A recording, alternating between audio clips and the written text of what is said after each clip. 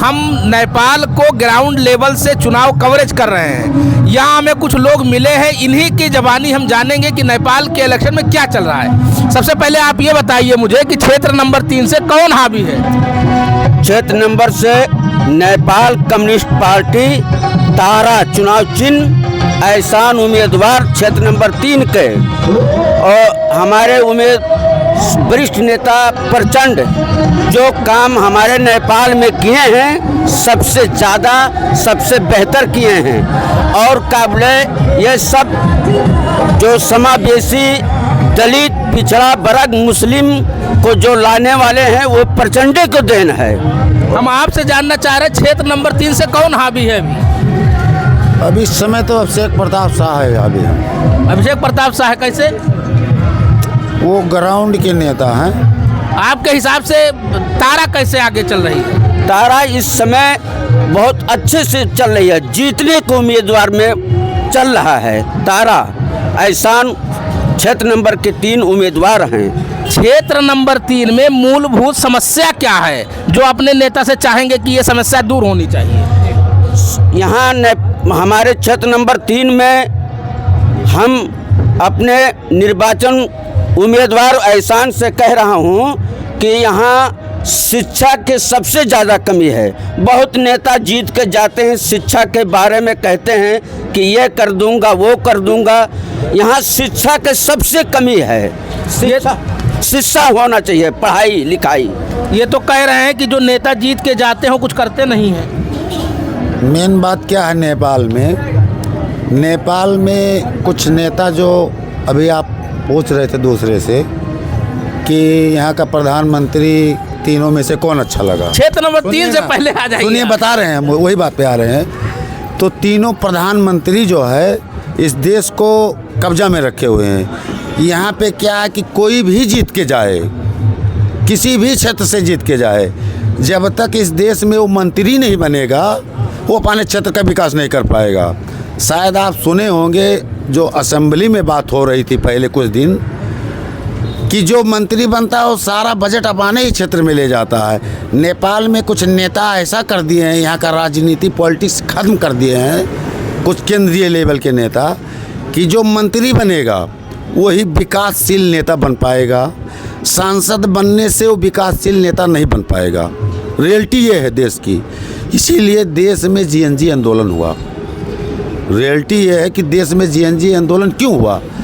यहाँ पे जब पहले आंदोलन हुआ माओवास्ट के उसमें, तो देश के जनता न राजा हटाने को मांगा था ना तो हिंदू राष्ट्र हटाने को मांगा था, लेकिन ये 3 नेता मिल करके हिंदू राष्ट्र भी हटा दिए और राजा को भी हटा दिए, लेकिन ये लोग कर कुछ नहीं पाए जनता तो आपके हिसाब से हिंदू राष्ट्र सही है या लोकतंत्र सही है? जी ठीक है। जैसे यहाँ पे इस समय हमारे नेपाल में सिर्फ 2 पथ चल रहा है। एक प्रचंड जी ने जो माओवास्ट को आंदोलन कर करके माओवादी स्थापित किए, उसी के ज़रिए से यहाँ पे संविधान बना। माओवास्ट के कहने पे संविधान जो बना वो माओवास्ट यानी कि प्रचंड पथ कह करके संविधान बना यहाँ पे। और ये एक पृथ्वी पथ है जो पृथ्वी नारायण शाह ने इस राज्य नेपाल को एकत्रित किया था, उसको लेकर के राप्रपा पार्टी चल रहा है। प्रचंड पथ एक चल रहा है, प्रचंड वाला जो गणतंत्रवादी कहते हैं। एक राजतंत्रवादी जो है ये चल रहा है जो है पृथ्वी पथ प्रचंड पथ। 2 ही पथ का लड़ाई है। अब बीच में थोड़ा सा ये जो जीएनजी आंदोलन से ये आ गए ये घंटी वाले कह करके, कुछ पब्लिक लोग समझ रहे हैं थोड़ा हिंदुत्ववाद ज़्यादा जागरूक हुआ है। घंटी के आने से नहीं, हाँ घंटी से और जागरूक हुआ। उसने एक नेता ने गाय काट करके खाओ कह करके बोला। थोड़ा सा जो ये राप्रपा प्रति लोगों का रुझान था वो थोड़ा एक बालेन के आ जाने, अगर बालेन को राप्रपा ले आता पाने में तो बालेन के वजह से थोड़ा घंटी का इमेज बढ़ गया है। अगर बालेन राप्रपा में आते, बालेन का थोड़ा सा इमेज काठमांडू में जो बनाए, जैसे हमारे यहीं के आपके शिवराज के एक मेयर साहब हैं अजय थापा, राप्रपा से जीते हुए हैं, उन्होंने शिक्षा फ्री कर दिया, एम्बुलेंस फ्री कर दिया, बहुत से कम 20 चीज़ फ्री किया हुआ है। तो रापरपा का एक मेयर यहाँ पे जीते, एक मेयर और वहाँ पे जहाँ के लिंगदेल अध्यक्ष है वहाँ पे जीते हुए हैं, वो भी शिक्षा फ्री किया है। मैं आपसे एक बात जानना चाह रहा हूँ कि आप राजतंत्र चाहते हैं या लोकतंत्र चाहते मैं तो राजतंत्र चाहता हूँ। हैं? और आप राजतंत्र चाहते हैं, लोकतंत्र चाहते ना लोकतंत्र में कोई यहाँ किसी का कोई फर्क पड़ा है, ना किसी का कोई चीज़ फर्क पड़ा है, ना राजतंत्र में कोई फर्क पड़ा है। राजतंत्र में भी ठीक था, कोई चीज़ का यहाँ भेदभाव नहीं था, ना लोकतंत्र में किसी का भेदभाव है। सब अच्छे से रहते हैं और अच्छे से मिलजुल के रहते हैं, कोई फर्क नहीं पड़ा है। हैं? आप राजतंत्र क्यों चाहते हैं जबकि दुनिया में अक्सर लोग लोकतंत्र के ही वकालत करते हैं? मजबूर कर दिए नेता लोग, ये नेता इतना करप्शन कर दिए, इतना भ्रष्टाचार कर दिए कि देश के जितना युवा है सबको प्लान कर रहे हैं लोग। इन लोगों का सोच है कि देश में युवा नहीं रहेंगे तो हम लोग जो चाहेंगे सो करेंगे। यहाँ पे देखिए, आपका अदालत का कर्मचारी नेताओं के भाग बंडा से प्रधान न्यायाधीश रखा जाता है। कोई भी निकाय है उसको पार्टीगत हिसाब से उसको रखा जाता है। तो यहाँ पे इंसाफ कहाँ पे होगा? जब पार्टीगत रहेगा व्यक्ति कर्मचारी तो इंसाफ तो होगा ही नहीं। इसीलिए यहाँ पे जो है राजतंत्र लोग मांगने लगे। पहले तो राजा का नाम कोई नहीं ले रहा था, लेकिन आज आप भी एक मीडिया वाले हैं, देख रहे होंगे आज कितना राजतंत्र के चाहने वाले लोग हो गए हैं। इसकी वजह क्या है? ये तो कह रहे राजतंत्र के चाहने वाले ज़्यादा हैं। नहीं, अब भाई राजतंत्र चाहने वाले भी हैं, लोकतंत्र भी चाहने वाले हैं।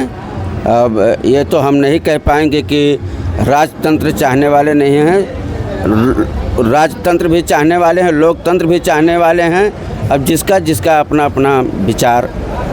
आपके हिसाब से इस इलेक्शन के बाद में इस देश के प्रधानमंत्री कौन बनने वाले हैं? अब इस देश के प्रधानमंत्री देखिए, नेपाल में किसी का इकलौती सरकार न बना है न बनेगा। रियलिटी ये है, क्योंकि अंतर्राष्ट्रीय जो निकाय है जो नेपाल को देखता है अपने नज़रिया से, यहाँ पे खिचड़ी ही सरकार बने वो उन लोगों के लिए अच्छा रहता है, अंतर्राष्ट्रीय वालों के लिए। नेपाल में खिचड़ी ही सरकार बनेगी, एक तंत्रीय सरकार नेपाल में बनेगी नहीं, और बनेगी तो चलेगा नहीं। क्योंकि हम देखे हैं माओवादी का प्रचंड जब आंदोलन करके आए तो उनका इकलौती सरकार बना था लेकिन चल नहीं पाया। कांग्रेस का एक बार सरकार बना था वो भी नहीं चल पाया। ये माले का सरकार बना वो भी नहीं चल पाया। एक तंत्रीय सरकार जब बनेगा, अगर कोई एक दल सरकार में आ जाएगा तो पार्टी फूट जाता है नेपाल में। इसकी पता नहीं कौन सा वजह है कि एक दल का सरकार बनेगा तो पार्टी फूट जाएगा। मैं आपसे भी जानना चाह रहा हूँ कि आपके हिसाब से इस देश का प्रधानमंत्री इस इलेक्शन के बाद कौन बन रहा है? अब ये तो नहीं बता पाएंगा, जिसका बहुमत रहेगा वही बनेगा। किसका बहुमत आने वाला है? अब बहुमत तो अभी तो चुनाव का नतीजा आने के बाद पता चलेगा किसका बहुमत आएगा। आप पूरा प्रोटेस्ट देखे होंगे, समझे होंगे, उससे आपने क्या सीखा? वो प्रोटेस्ट क्यों हुआ होगा, उसके पीछे क्या रीजन रहा होगा, उससे आप लोगों ने क्या सीखा? अब ये जो बताए हैं कि यहाँ भ्रष्टाचारी बहुत हुआ, जो भ्रष्टाचारी के नाते जेनजी आंदोलन हुआ। जेनजी आंदोलन के बाद में यहाँ चुनाव हुआ। अब चुनाव का नतीजा अब क्या आएगा, क्या परिणाम होगा, उसी का हिसाब से अब देश किसके हाथ में जाएगा, किसके हाथ में नहीं जाएगा, कौन मंत्री बनेगा, कौन नहीं बनेगा, अब ये तो नतीजा आने के बाद में पता चलेगा। आप अभी नेपाल के युवाओं को क्या संदेश देना चाहेंगे? आप इतने वरिष्ठ हैं, आपने बहुत सारी चीज़ों को देखा होगा, समझा होगा। नेपाल के युवाओं को मैं ये कहूँगा कि नेपाल के राजा ने जब नेपाल को दे दिया इन लोगों के हाथ में कि नेपाल को अच्छी तरीके से चलाइए, आप लोग आंदोलन मत करिए। 18-19 लोग जब तक मरे तब तक वो लोग, राजा ने ऐसे हाथ हिला करके चला गया, दे दिया। लेकिन अभी आपने देखा जेएनजी आंदोलन में 74 लोगों को मार दिया गया, फिर भी इन नेताओं ने जो है अपने आप को राजीनामा नहीं दिया। जब 74 लोग मर गए, दूसरे दिन जब जलने लगा देश, तब जब ये भागने लगे जो है अंदर से हेलीकॉप्टर ले जा कर के ऊपर से बैठा करके लेके गया, भाग गए तो राजीनामा जा करके दिए लोग। तो मैं जिन विदेश में बैठे हैं या नया युवा लोगों को यही कहना चाहूँगा कि वो लोग ये देखें कि बहुदलीय व्यवस्था में किस दुर्गति में देश को पहुंचा दिए। अब देश को एक तंत्रीय शासन मांगता है देश, और एक तंत्रीय शासन को आप लोग साथ दीजिए और देश को एक तंत्रीय शासन में ले जाइए। आप अपने देश के नेपाल के युवाओं को क्या संदेश देना चाहेंगे? मैं यही संदेश देना चाहते हैं कि भाई अब ज़्यादा से ज़्यादा चुनाव में कहीं भी हो, उसको जब देश में चुनाव की प्रक्रिया आया है तो वो क्या बोले मतदान करने के लिए अपने अपने जगह पे मतदान दीजिए और चुनाव के नतीजा परिणाम उसको लीजिए। अब जिसको जहां विजयी बनाना हो बनाइए, और क्या बोले उसको नतीजा अच्छा होना चाहिए। तो दोस्तों अभी हम नेपाल के चंद्रौटा में हैं, अलग अलग लोगों से नेपाल इलेक्शन को कवरेज कर रहे हैं, आपके सामने ग्राउंड से कवर कर रहे हैं। अभी भी नेशनल अड्डा को सब्सक्राइब नहीं किया है, फॉलो नहीं किया है तो कर ले, ऐसे ही नेपाल इलेक्शन को कवर करेंगे। Thank you.